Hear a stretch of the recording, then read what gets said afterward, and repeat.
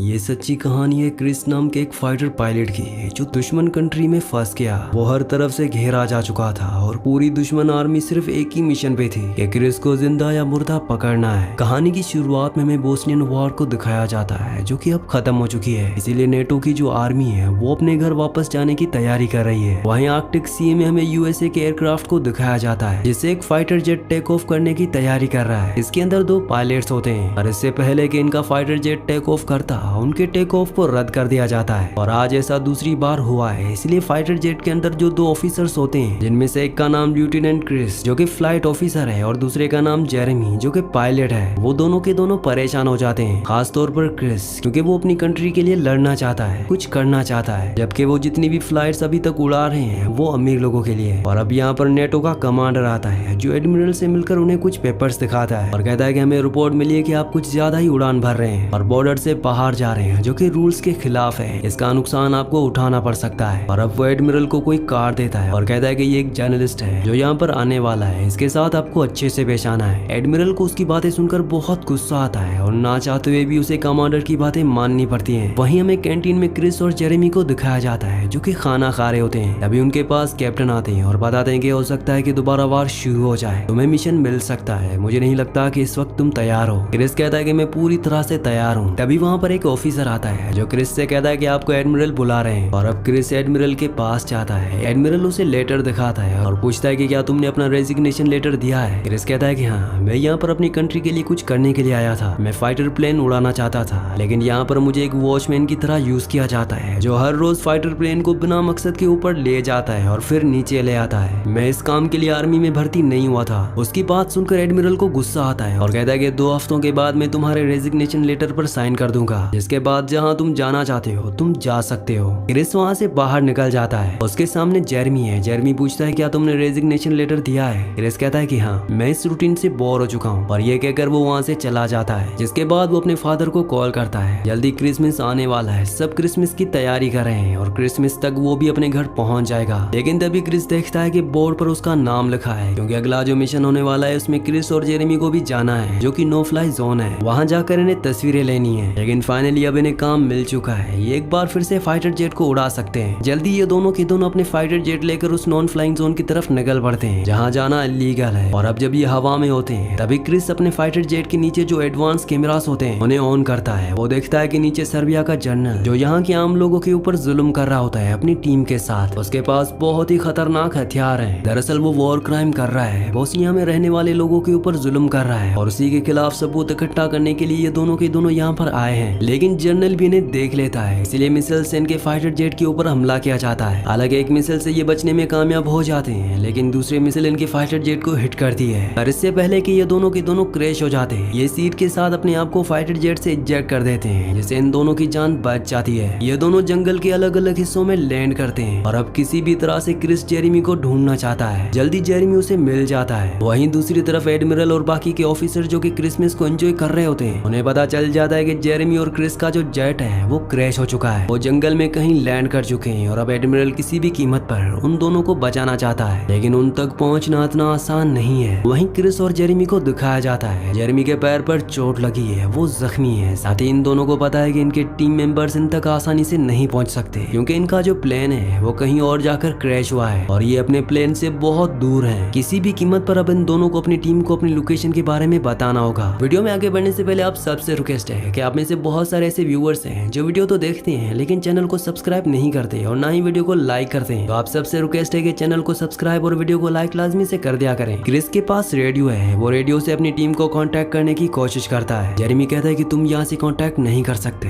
तुम्हें किसी ऊंचाई वाली जगह पर जाना होगा, जो कि यहाँ से बहुत दूर है। हालांकि वो जेरेमी को छोड़कर नहीं जाना चाहता, पर उसके पास इसके अलावा और कोई भी रास्ता नहीं है, इसीलिए वो ऊंचाई वाली जगह की तरफ निकल पड़ता है। दूसरी तरफ सर्बिया का जनरल उस जगह पहुंच जाता है जहाँ पर इनके फाइटर जेट के टुकड़े हैं। वो समझ जाता है कि ये यहाँ पर जासूसी करने के लिए आए थे। ये यूएसए का फाइटर जेट है। वो अपने लोगों से कहता है कि हमें किसी भी कीमत पर इस फाइटर जेट से उस हार्ड ड्राइव को रिकवर करना होगा, जिसमें सारे रिकॉर्डेड फुटेज हैं। ये हमारे खिलाफ बहुत बड़े सबूत हो सकते हैं। जल्द से जल्द इन सभी टुकड़ों को अपने वर्कशॉप में ले जाओ और उस हार्ड ड्राइव को रिकवर करो। साथ ही हमें उन पायलट्स को भी ढूंढना है जो यहाँ पर इस फाइटर जेट में आए थे। जल्दी वो उस जगह पहुंच जाते हैं जहाँ पर जेरेमी होता है। जेरेमी को ये देख लेते हैं। यहाँ पर जनरल अपने शूटर को कहता है कि इसे मार दो। तब जेरेमी को वो गोली मार देता है। क्रिस दूर से ये सब कुछ देख रहा होता है। जेरेमी की मौत से उसके मुंह से चीख निकल जाती है, जिसे जनरल और उसके सोल्जर्स सुन लेते हैं। वो उसके ऊपर गोलियां चलाते हैं। क्रिस यहाँ से अपनी जान बचाकर भागता है। वो गोलियों से बचता हुआ ऊंचाई वाली जगह पर पहुंच जाता है, जहाँ से वो रेडियो से अपने एडमिरल से कांटेक्ट करता है और उन्हें सब कुछ बताता है जो जो अब तक हुआ था। एडमिरल उसे एक लोकेशन बताती है और कहते हैं कि तुम जल्द से जल्द उस जगह पर पहुंचो, वहाँ से तुम्हें रेस्क्यू कर लिया जाएगा। और अब क्रिस उस लोकेशन की तरफ भागना शुरू कर देता है, जहाँ से उसे रेस्क्यू किया जाएगा। वहीं उसे लेने के लिए यहाँ से एक प्लेन को भेजा जा रहा होता है। नेटो के कमांडर को पता चल जाता है कि उसके मना करने के बावजूद भी एडमिरल ने अपने लोगों को नो फ्लाई जोन पर भेजा और अब इनका एक पायलट वहाँ पर फंस चुका है, जिसे रेस्क्यू करने के लिए दोबारा से एक प्लेन को भेजा जा रहा है। वो उसे ऐसा करने से मना करते हैं, क्योंकि ऐसा करने से पीस की यानी कि शांति की जो बात चल रही है वो पूरी तरह से खराब हो सकती है और एक बार फिर से वॉर शुरू हो सकती है, जो कि कोई नहीं चाहता। वहीं क्रिस गोलियों से बचता हुआ अपनी जान बचाकर उस पॉइंट तक पहुंच जाता है, जो पॉइंट उसे एडमिरल ने बताया था, जहाँ से उसे रेस्क्यू किया जाना है। वो रेडियो से अपने एडमिरल से कांटेक्ट करता है और अब उसे बताया जाता है कि हम तुम्हारे लिए कोई रेस्क्यू टीम नहीं भेज सकते। तुम्हें जल्द से जल्द अपने जोन, अपने एरिया में आना होगा, जहाँ से हम तुम्हें पिकअप कर लेंगे। तुम्हें अपनी ट्रेनिंग का इस्तेमाल करना होगा, ये तुम्हारे इम्तिहान की घड़ी है। और अब क्रिस को इस खतरनाक जंगल से होते हुए, जहाँ पर चारों तरफ उसके दुश्मन है, उस पॉइंट तक पहुँचना होगा। वहीं एडमिरल को बताया जाता है कि उन्हें सैटेलाइट से एक नया कनेक्शन मिला है, जिससे ये हर वक्त हर पल क्रिस की लोकेशन को देख सकते हैं कि वो इस टाइम कहाँ पर है। साथ ही वो ये भी देखते हैं कि कुछ लोग क्रिस की तरफ बढ़ रहे हैं और अब क्रिस के ऊपर एक बार फिर से फायरिंग होना शुरू हो जाती है। वो अपनी जान बचाने के लिए कीचड़ के अंदर चला जाता है और जब वहाँ पर वो लोग आते हैं जो उसके ऊपर गोलियां चला रहे थे, तो क्रिस उन्हें कहीं नहीं मिलता। उन्हें लगता है कि क्रिस मारा गया, पर अब भी वो जिंदा है। उनके जाने के बाद वो एक डेड बॉडी के नीचे से निकलता है। दरअसल वो एक डेड बॉडी के नीचे छुप गया था। वहीं एडमिरल अपने सिपाहियों को ऑर्डर देता है कि वो जल्द से जल्द जितना पास हो सके उतना पास क्रिस के पहुंच जाए, ताकि उसे रेस्क्यू किया जाए। वहीं क्रिस भी लगातार आगे बढ़ रहा होता है। साथ ही अब मीडिया को भी ये बात पता चल जाती है कि एक फाइटर जेट प्लेन गायब हुआ है, इसीलिए हर जगह ये न्यूज चल रही होती है, जिसे सर्बिया का जनरल भी देख लेता है। वो इस बात से गुस्से में होता है कि अब तक क्रिस जिंदा है। साथ ही उनके पास क्रिस के फाइटर जेट के जो टुकड़े हैं, वो अपने इंजीनियर से कहता है कि इसकी हार्ड ड्राइव में वो सभी फोटोज होंगी जो क्रिस ने और उसके साथी ने ली थी। मैं चाहता हूँ कि तुम उन सबको रिकवर कर दो। इंजीनियर कहता है कि मैं ऐसा करने की कोशिश करूंगा। वहीं क्रिस को दिखाया जाता है जो भागता हुआ एक बंद फैक्ट्री तक पहुंचता है। वहाँ पर एक बूढ़ा आदमी एक बच्चे के साथ होता है और तभी क्रिस की नजर जाती है कि वहाँ पर ट्रैप वायर्स हैं। तभी सर्बिया की आर्मी वहाँ पर पहुंच जाती है। अब इससे पहले कि वो क्रिस को मारते, तभी एक सोल्जर का पैर ट्रैप वायर पर पड़ जाता है, जिससे वहाँ पर बहुत सारे ब्लास्ट होते हैं। सभी सोल्जर्स मारे जाते हैं। क्रिस भी अब जख्मी हो चुका है और अगले पल वो देखता है कि जनरल का शूटर भी यहाँ पर पहुंच चुका है। इसलिए वो अपनी जान बचाकर जंगल के अंदर भाग जाता है, जहाँ से वो कंट्रोल रूम को कॉल करता है और अपनी लोकेशन बताता है। वो कहता है कि मैं सेफ जोन के पास हूँ। एडमिरल कहता है कि तुम ईस्ट की तरफ जाओ, मैं खुद तुम्हें वहाँ पर लेने के लिए आऊंगा। जिसके बाद क्रिस उस पिकअप पॉइंट की तरफ निकल पड़ता है। चलते चलते वो सड़क पर पहुंच जाता है, जहाँ पर उसके सामने एक गाड़ी आती है। वो गाड़ी वाले से लिफ्ट मांगता है, हालांकि वो उसकी लैंग्वेज नहीं समझता,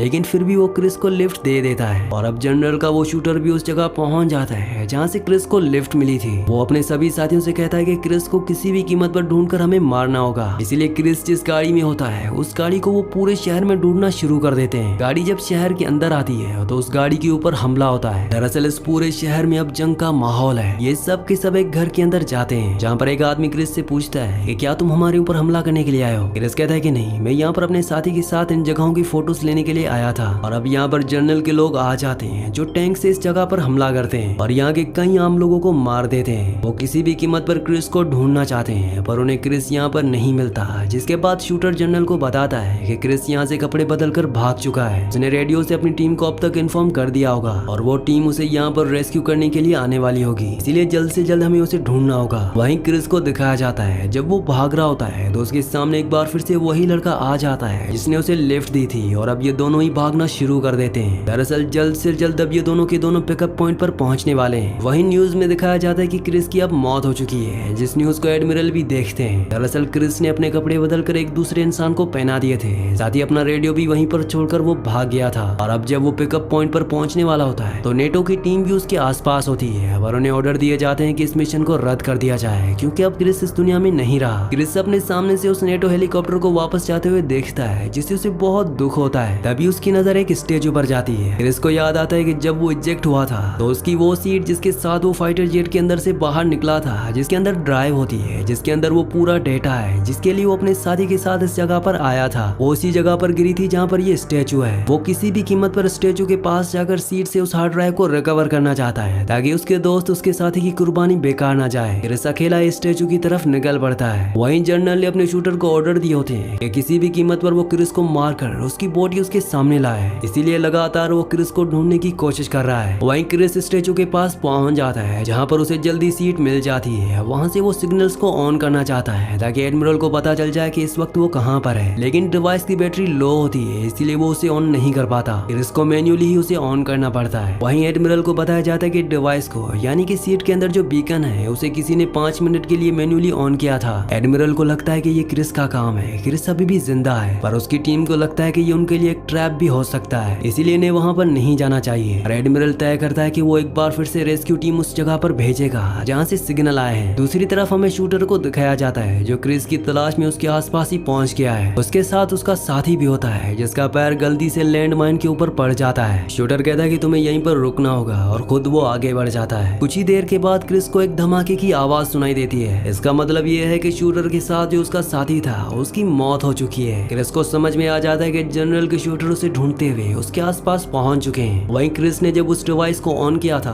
तो जनरल को भी उस लोकेशन का पता चल गया था, इसीलिए वो एक बटालियन उस तरफ भेजता है। साथ ही एडमिरल अपने साथियों के साथ क्रिस को बचाने के लिए खुद आ रहा है, लेकिन अब जनरल का शूटर उस जगह पहुंच जाता है जहाँ पर वो सीट है, जहाँ पर क्रिस भी है। उसे सीट दिख जाती है। अब जैसे ही वो उसकी तरफ बढ़ता है तभी उसे हेलीकॉप्टर की आवाज आती है, इसीलिए वो छुपकर धीरे धीरे आगे बढ़ने की कोशिश करता है। अब जैसे ही वो उसकी तरफ बढ़ता है और जब वो सीट के पास होता है तभी पीछे से क्रिस बर्फ के अंदर से निकलकर उसे गोली मार देता है। जनरल की सर्बियन सोल्जर्स की बटालियन भी यहाँ पर पहुंच चुकी है जो क्रिस के ऊपर हमला कर देती है, लेकिन अब एडमिरल भी यहाँ पर हेलीकॉप्टर से पहुंच चुका है। वो सर्बियन आर्मी के ऊपर हमला करते हैं जिसे क्रिस को कवर मिल जाता है। वो सीट के पास जाकर हार्ड ड्राइव निकाल लेता है और चट्टान की तरफ भागते हुए चट्टान से कूद जाता है। रेस्क्यू टीम उसे पकड़ लेती है। क्रिस को ऊपर खींचा जाता है जहाँ पर एडमिरल भी होते हैं। वो एडमिरल को हार्ड ड्राइव देता है और कहता है कि जेरेमी को उस हार्ड ड्राइव के लिए मार दिया गया, साथ ही जो उसने रेजिग्नेशन दिया था वो भी वो वापस ले लेता है। अब जो हार्ड ड्राइव वो लेकर आया था उसे पता चलता है कि जनरल ने बहुत सारे वॉर क्राइम किए थे, जैसे आम लोगों को मारना, इसीलिए उन्हें वॉर क्रिमिनल डिक्लेयर करके उन्हें अरेस्ट कर लिया जाता है। और ये सब जेरेमी और क्रिस की वजह से हो पाया, जिन दोनों की मेहनत से वहाँ के आम लोगों के ऊपर जुल्म होना बंद हो गए। ये जेरेमी और क्रिस की जिंदगी की एक सच्ची कहानी थी और ये सारे इंसिडेंट्स हुए थे सन 1992 से 1995 के बीच में, जब बोस्नियन वॉर चल रहा था, जहाँ पर सर्बिया का जनरल वहाँ के आम लोगों के ऊपर जुल्म कर रहा था। वो हर तरह के वॉर क्राइम को कर रहा था। इसका पर्दाफाश हो पाया क्रिस और उसके साथी जेरेमी की वजह से। इसी सीन के साथ इस मूवी का, इस सच्ची कहानी का एंड हो जाता है। अगली कहानी आप किस मूवी पर सुनना चाहते हैं मुझे नीचे कमेंट्स में जरूर बताना, क्योंकि मैं आपके कमेंट्स पढ़ता हूँ और आपके प्यारे प्यारे कमेंट्स का बहुत बहुत शुक्रिया।